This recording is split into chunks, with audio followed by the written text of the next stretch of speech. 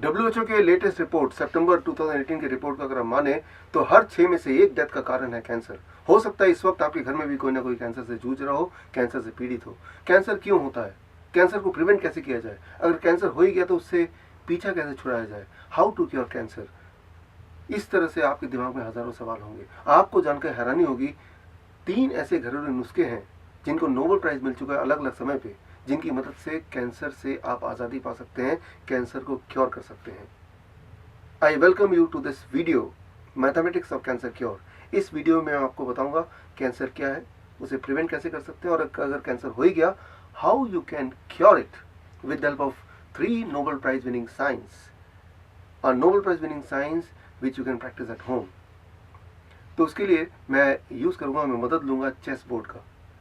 Chess board, इसका आविष्कार हुआ था करीब 1500 साल पहले, और आविष्कारक का नाम है सेसिया, एक विद्वान, भारत के बहुत बड़े विद्वान। उनके आविष्कार से खुश होकर राजा ने उनसे पूछा, मांगो, इस आविष्कार के बदले में क्या मांगते हो। सेसिया ने बड़े ही चालाकी से बोला, मुझे सिर्फ गेहूं के कुछ दाने चाहिए। राजा ने बोला, कितने दाने चाहिए। सेसिया ने बोला कि मेरे चेस बोर्ड में 64 स्क्वायर से 64 खाने हैं, हर खाने में दाने रखे जाए। पहले खाने पे एक दाना, अगले खाने पे उससे डबल यानी कि 2 दाने, तीसरे खाने पे उसका भी डबल यानी कि 4 दाने। इस तरह से अगले 64 डेज तक हर दिन एक एक खाने में डबल डबल दाने रखते जाए। That's what I need. राजा को बहुत ही ताज्जुब हुआ कि इतने बड़े आविष्कार के लिए इतना तुच्छ सा एक तोहफा मांग रहे हैं। एनीवे, राजा ने अपने लोगों को बोला कि इनकी ख्वाहिश पूरी की जाए। राजा के लोगों ने, उनके मंत्रियों ने वैसे ही किया कि पहले दिन पहले वाले खाने पे, पहले वाले स्क्वायर पे 1 दाना रख दिया, अगले दिन 2 दाने, अगले दिन, उसके अगले दिन 4 दाने। करते करते जब 8th स्क्वायर तक पहुंचे तो दानों की काउंटिंग हो गई 128। अब 128 दाने इतने होते हैं कि वो उतने छोटे से स्क्वायर में नहीं आ सकते। तो राजा ने आदेश दिया, कोई बात नहीं, एक टिफिन में डाल के उस स्क्वायर के पास में रख दो। And by the time second row के आखिरी वाले स्क्वायर पे पहुंचे, 16 स्क्वायर, तो 32,000 के करीब दानों की गिनती हो गई। अब 32,000 दाने किसी टिफिन में नहीं आएंगे, तो उसके लिए बोरे का इंतजाम किया गया और बोरे में दाने डालने लगे। अब 3rd रो की बारी आई, और ऐसे करते करते 3rd रो तक पहुंचते पहुंचते काउंटिंग इतनी बढ़ गई कि एक एक स्क्वायर के लिए एक एक ट्रक, उसको ट्रक में दाने रखे गए। अब 4th रो तक आते आते राजा का सारा खजाना खत्म हो गया। अगर मैं आपसे पूछूं, टू कट इट शॉर्ट, कि 64th स्क्वायर में कितने दाने की काउंटिंग बनेगी, मैंने उसकी कैलकुलेशन की है, और कैलकुलेशन के मुताबिक 64th स्क्वायर में जो नंबर ऑफ ग्रेन्स रखने पड़ेंगे, and that is something like 9223372036854775,808. This is the number of grains you will need on the 64th square. ये इतने सारे ग्रेन्स, इतने सारे गेहूं के दाने को रखने के लिए कितनी बड़ी जगह की जरूरत पड़ेगी, कितने ट्रक्स की जरूरत पड़ेगी। 20 ट्रक की, 200 ट्रक की, या 2000 ट्रक की, या फिर उससे ज्यादा 20,000, या फिर 2 लाख, या फिर 20 लाख, या 2 करोड़, या 20 करोड़, या 200 crore, actually 2000 crore. These many number of trucks you will need to fill all the grains with this calculation. This is what is called cancer. Cancer is as complex as the number of grains in 64th square, exponential growth, and cancer is as simple as the first row. Actually हम सबके body में cancer cell होते ही हैं। इस वक्त मेरे body में, आपके बॉडी में कैंसर सेल है, और जिनके बॉडी में कैंसर सेल नहीं बनते, they are the one, they die early. Cancer cell are one of the important cells in the body. So cancer cell की ग्रोथ 1 का 2, 2 का 4 एक्सपोनेंशियली होती है, लेकिन bye the time it reaches the 8th square, जब उनकी growth इतनी ज़्यादा होती है कि उसके लिए, सेल्स के लिए बनी हुई जगह से ज़्यादा वो ज़रूरत पड़ती है जगह की, एट द टाइम हमारा बॉडी एक स्पेशल मैकेनिज्म इनिशिएट करता है, that is called autophagy. Autophagy, autophagy, auto मतलब सेल्फ, फेजी मतलब खाना, अपने आप को खाना। सो हमारा बॉडी क्या करता है, वो कैंसर सेल को खाने लगता है, उसको ब्रेक डाउन करता है, उसके अंदर के न्यूट्रिशन को बॉडी के अदर काम के लिए, बाकी कामों के लिए यूटिलाइज करता है। सो कैंसर सेल एक तरह से हमारी बॉडी को न्यूट्रिशन प्रोवाइड करता है through the mechanism is called autophagy. So the cancer cell plays a very important role in our growth, it plays a very important role in the maintenance of the body, in immunity of the body. So लेकिन कुछ लोगों की body में ये जो autophagy का mechanism है वो स्विच ऑफ हो जाता है। इसका मतलब वो जो ग्रोथ है वो पहले रो से दूसरे रो तीसरे रो ग्रोथ बढ़ता ही जाता है, and that is what is called stage 1 cancer. The second row that can represent stage 1, right, और स्टेज 2, जबकि कैंसर सेल यानी कि ट्यूमर बढ़ रहा है लेकिन अभी एक ही जगह तक सीमित है, दैट इज स्टेज 1 और 2। स्टेज 3 एंड स्टेज 4 क्या होता है कि वो सेल्स इतने बढ़ गए कि वो जगह और काफी नहीं हो रहा है, तो वो सेल्स बाकी पूरे बॉडी में कैंसर सेल फैलने लगे, that is called stage 3 and stage 4। Just like कि वो चेस बोर्ड में जो थर्ड रो था, जो फोर्थ रो था, वो स्टेज 3 और स्टेज 4 को रिप्रेजेंट कर सकते हैं। पूरे बॉडी में कैंसर सेल, पूरे बॉडी में जगह जगह पे tumours, that is what is cancer. So cancer can happen if the autophagy mechanism is switched off in the body. करीब 20% of the world population in their lifetime, sometime their autophagic mechanism gets switched off, and that is the time when they suffer from cancer or some of them die of cancer, right? कोई भी इंसान की मौत cancer से तभी हो सकती है जब कैंसर सेल बढ़ते जा रहे हैं और उसको रोकने के लिए जो मैकेनिज्म है बॉडी का वो बाई चांस स्विच्ड ऑफ है। Most of the people, what they do, they go for biopsy, they go for diagnosis like MRI, they go for CT scan, ultrasound, right? जब भी देखा कहीं ट्यूमरस ग्रोथ है तो सबसे पहले बॉडी हमें बताती है by giving pain, और उस पेन के बाद हम डॉक्टर के पास जाते हैं, डॉक्टर बोलता है डायग्नोस करना पड़ेगा। एक इंपॉर्टेंट बात मैं आपको बताता हूँ कि diagnosis causes cancer. Listen carefully, diagnosis causes cancer. एक बात तो तय है कि अगर आपको कहीं पेन हो रहा है तो हो सकता है कि वहां ट्यूमरस ग्रोथ हो, लेकिन हर ट्यूमर कैंसर में कन्वर्ट होगा ये श्योर नहीं है। कई बार ट्यूमर जब एक हद तक बढ़ जाता है तो बॉडी अचानक ऑटोफेजी को ऑन कर देता है और धीरे धीरे वो ट्यूमर हमारे बॉडी में अपने आप ही डिसॉल्व हो जाता है। जिस तरह से आपको पिंपल होते हैं तो पिंपल एक साइज में आने के बाद अपने आप डिसॉल्व हो जाता है, सिमिलरली बॉडी के अंदर भी सिस्ट है, ट्यूमर है, पॉलिप्स है, they grow and most of them they get dissolved on their own, right. So लेकिन कई बार हम में से कुछ लोग पैनिक होकर डॉक्टर के पास जाते हैं, that is called preventive checkup, और डॉक्टर उस ट्यूमर को देखता है। एक इंपॉर्टेंट बात, अगर आप ट्यूमरस ग्रोथ को छेड़ेंगे तो non cancerous cell can get convert into cancerous cell. I will give you one example to make you understand. अब देखिए, मैं ग्रेन्स का एग्जांपल लेता हूँ। ये मेरे हाथ में ग्रेन्स हैं और ये ज़्यादा हैं और मेरे हाथ उसको ठीक से उसको मैनेज नहीं कर पा रहे हैं, लेकिन अब अगर मैं ये ग्रेन्स की क्वालिटी क्या है ये इसको समझने के लिए मैं इसको छेड़ूं, और जैसे ही मैं इसको छेड़ूंगा इसमें से कुछ ग्रेन्स में निकालने की कोशिश करूंगा, that is what is called biopsy in the body, when the doctor tries to take out some cells to see what is the kind of cell, is it a cancerous or is it a malignant kind of cells or not. So जैसे ही मैं इसको छेड़ने के लिए कुछ grains को निकाल रहा हूँ तो what is happening, जैसे ही मैं कुछ ग्रेन निकाल रहा हूँ what is happening, बाकी जो ग्रेन्स हैं वो इधर उधर स्पिल ओवर हो रहे हैं, इधर उधर वो फैल रहे हैं, that is what is called cancer. Tumour और कैंसर सेल में फर्क क्या है कि जब सेल फैलने लगते हैं अलग अलग बॉडी की जगह पे, वो डिस्ट्रीब्यूट होने लगते हैं, दैट इज कॉल्ड कैंसरस, वो स्प्रेड होने लगते हैं। लेकिन स्प्रेड होने के लिए इंपॉर्टेंट है कि जब आप उसको छेड़ेंगे, राइट, उसे एक्सरे से छेड़ेंगे, उसे बायोप्सी से छेड़ेंगे, उस पर कट लगाएंगे, सर्जरी करेंगे, that what is cause, that is what is called cancer, और non tumorous cell getting converted into tumorous cell. So एक सबसे इंपॉर्टेंट बात इस स्टेज पे मैं आपको बताना चाहूँगा कि अगर कभी भी आपके बॉडी में कुछ अनयूजुअल हो रहा हो, कोई पेन हो रहा हो, ब्लीडिंग हो रही है, ट्यूमरस ग्रोथ हो, so don't go for diagnosis. हो सकता है वो कैंसर हो सकता है वो ना हो, लेकिन अगर आप डायग्नोसिस करेंगे तो जरूर वो कैंसर में कन्वर्ट हो जाएगा। तो अब हमें क्या करना होगा, आपको फॉलो करना है 3-step protocol, the Nobel Prize winning 3-step protocol, and those 3-step protocol can help you recover from cancer. So इसमें step 1, this step 1 is inspired from the Nobel Prize winning science 1998, that is Louis Ignarro. उन्होंने 1998 में ये साबित किया था कि अगर आपके बॉडी में नाइट्रिक ऑक्साइड की प्रोडक्शन बढ़ जाए तो कैंसर सेल वहीं रिस्ट्रिक्ट हो जाते हैं, वो और नहीं ग्रो करते, वो और फैल नहीं सकते in the presence of nitric oxide. So अब एक सवाल ये है कि हम क्या करें कि हमारी बॉडी में बहुत सारे नाइट्रिक ऑक्साइड प्रोड्यूस हो। बड़ा आसान उसका जवाब है, very easy answer, and that is you have to change the diet. I got the inspiration from a biggest ever study on nutrition and human disease connection. That study is called China study. दुनिया की सबसे बड़ी study human disease and nutrition के बीच का connection को understand करने के लिए उस स्टडी का नाम है चाइना स्टडी। इसको बेस बनाते हुए I created a diet, I call it a DIP diet.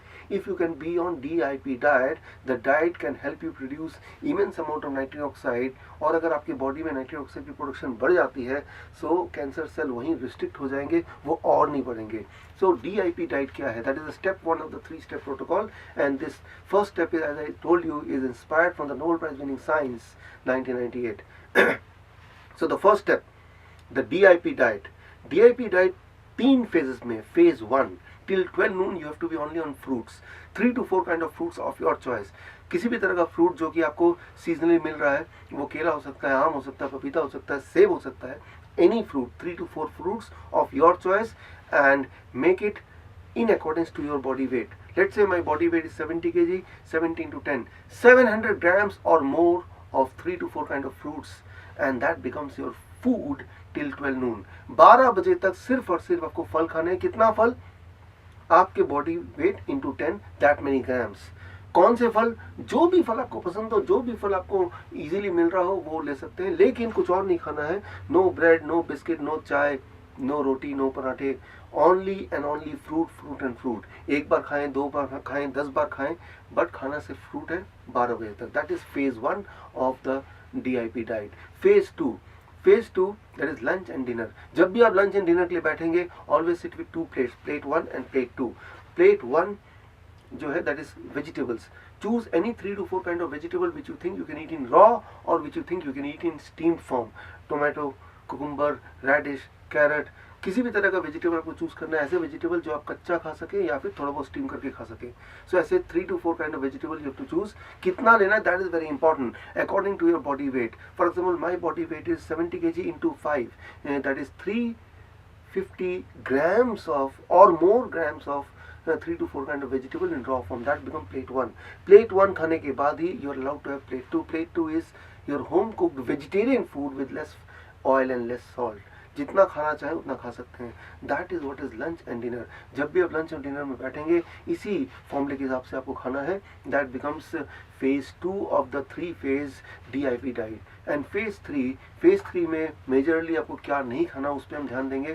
Phase 3 is avoid only 2 kind of food। One is all kind of dairy, animal food and dairy products।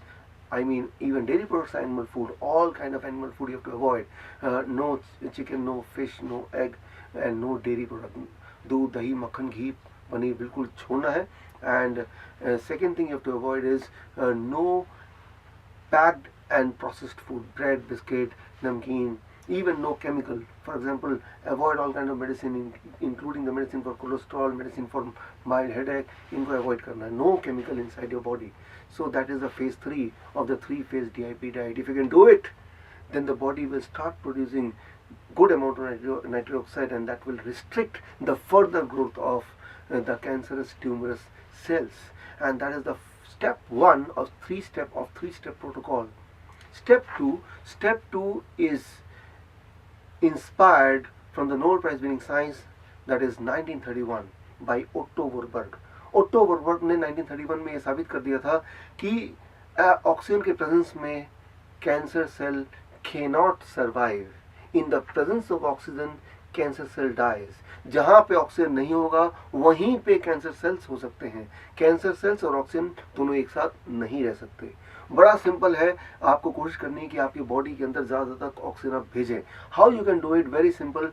हर दिन रोज 1 घंटा आपको ऐसे exercise करने हैं जहाँ पे ऑक्सीजन इंटेक ज़्यादा हो, जैसे प्राणायाम है जहाँ डीप ब्रीदिंग होती है, मार्शल आर्ट्स ट्रेनिंग है जहाँ ब्रीदिंग पे फोकस किया जाता है, इवन रनिंग है जहाँ ब्रीदिंग डीप होती है।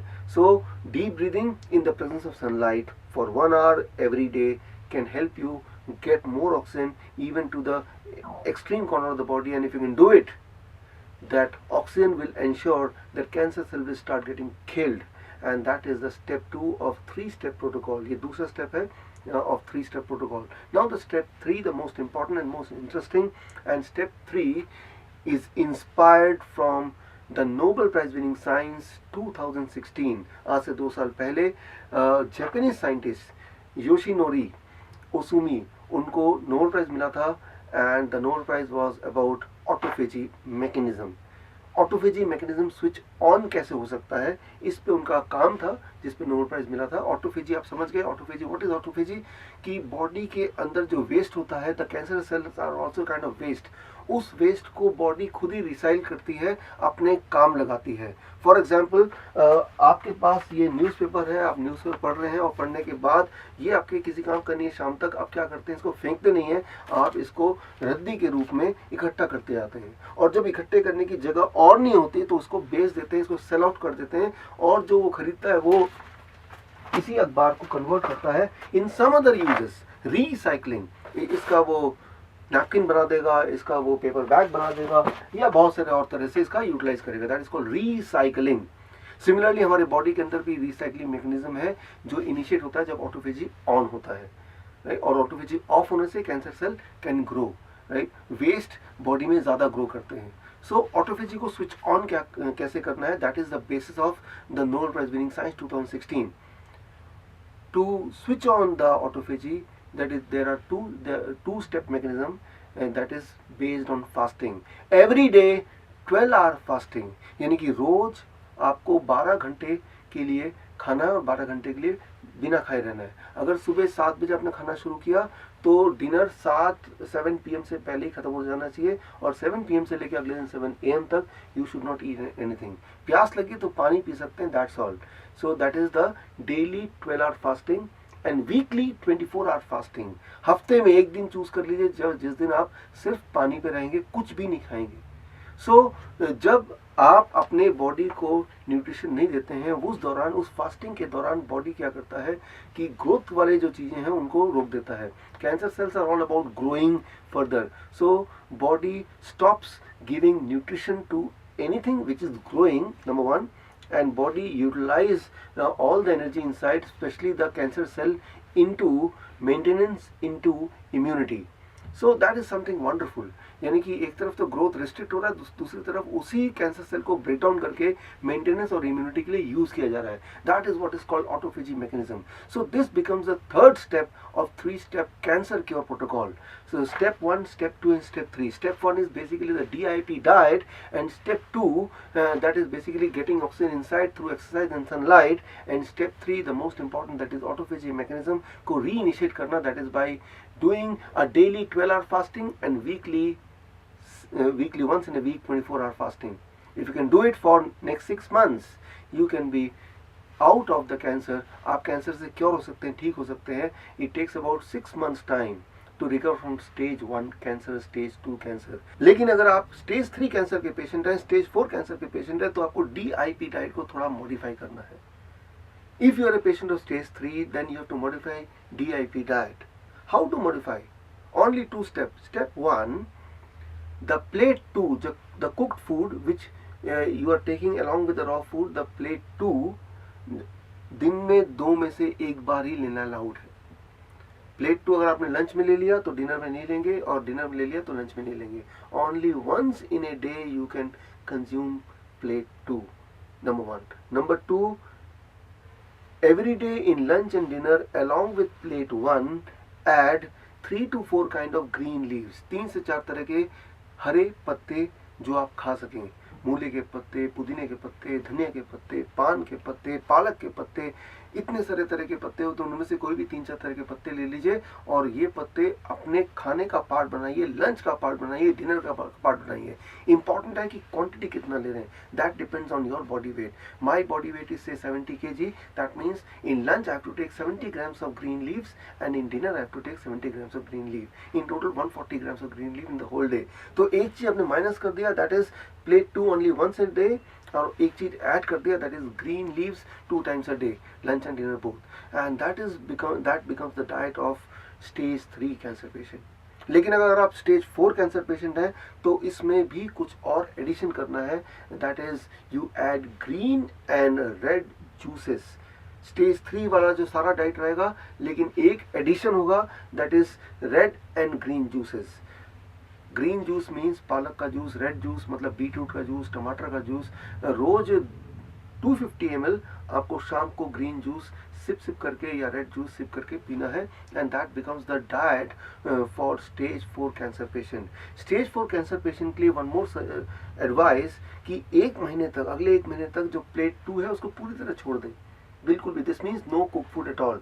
एक महीने के बाद then you can start cook food like stage 3 patient, because इतना ही टाइम लगता है स्टेज 4 को स्टेज 3 तक पहुंचने में, right. And once you're in stage 3 for 3 months, you are allowed to eat plate 2 only once a day, and after 3 months now you can eat plate 2 times a day। धीरे धीरे cancer के sales कम होते जाएंगे, धीरे धीरे tumour की growth कम होती जाएगी, वो डिजॉल्व होते जाएंगे, and full recovery may take about 6 to 9 months time।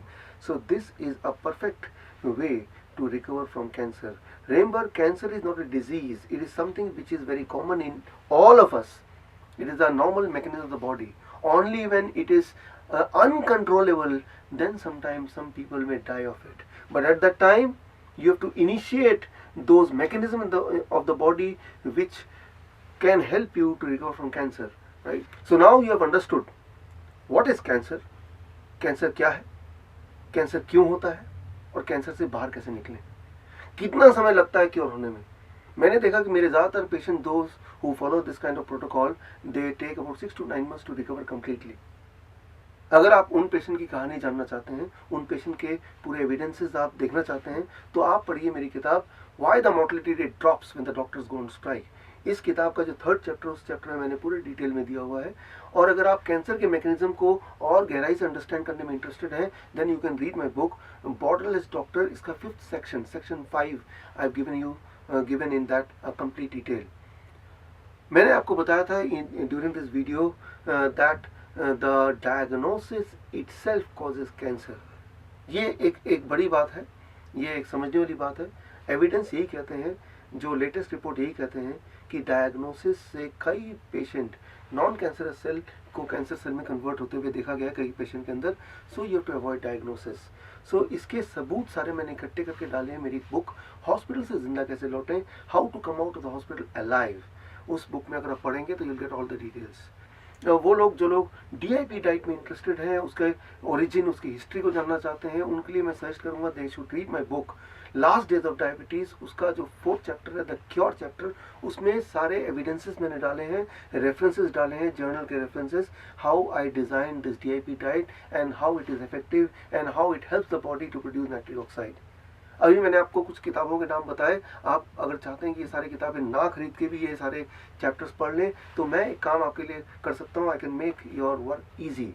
इन सारी किताबों के वो चैप्टर जो कैंसर से जुड़े हुए हैं, वो सारे चैप्टर्स को मैंने कलेक्ट किया है, मैंने एक फोल्डर में डाल दिया है। और अगर आप इंटरेस्टेड हैं, you can mail me at this email ID and I'll be happy to send you that folder called Mathematics of Cancer Cure, and in that folder you'll get all the detailed evidences which will help you to have more belief and confidence on this 3-step cancer cure protocol। हमारी इच्छा है कि आप ठीक रहें। All the best. Thank you. जय हिंद।